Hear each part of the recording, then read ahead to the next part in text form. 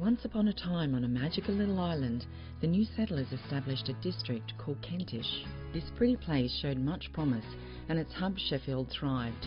But like hundreds of small rural towns around the country, Sheffield was devastated by the economic changes of the mid-20th century, and by the early 1980s this prince had slipped into a slumber. The catalyst that would bring Sheffield both fame and fortune began as a desperate bid by a small but dedicated band of local residents determined to save their town. We decided we would put the history of our town on the walls to bring tourists in. It's worked very well. And so the artists came.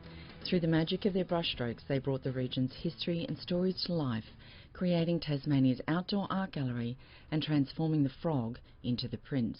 A local artist describes how it was in the early days.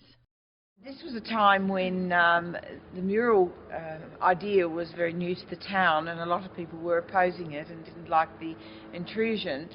So my experience painting Harry Clark, which was in very, very cold weather and wet weather, of people going past and ignoring me.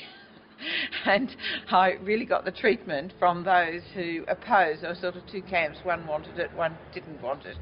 We had some very funny things said to us, because I'd often get the help of my husband, or someone would be working with me, and one day two ladies went past and said, "Ah, well, at least it keeps them off the dole." Many good moments. People were complimentary. We didn't ever have nastiness. People were generally very kind. One by one, the town's quaint historical buildings were given the kiss of life. But visionary Brian Inder believed the mural theme needed another string to its bow. That's where I conceived the idea of Mural Fest, where we would have artists come together in an arts competition in the centre of town, in full public view, with everybody watching, and compete against each other for quite a substantial prize.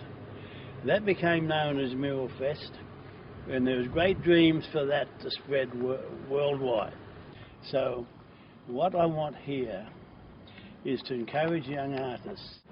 These are the people we want to bring forward. These are the people we want to be known as known artists, who are able to function in a society as an artist and make a decent and interesting living, and make life terribly pleasant for all the rest of us, because that's what art does, doesn't it? Where once the buildings echoed the sound of silence, today they enchant and entertain, now celebrating 25 years as a town of murals and the 10th anniversary of Mural Fest. A systematic approach to maintaining over 60 murals was evident.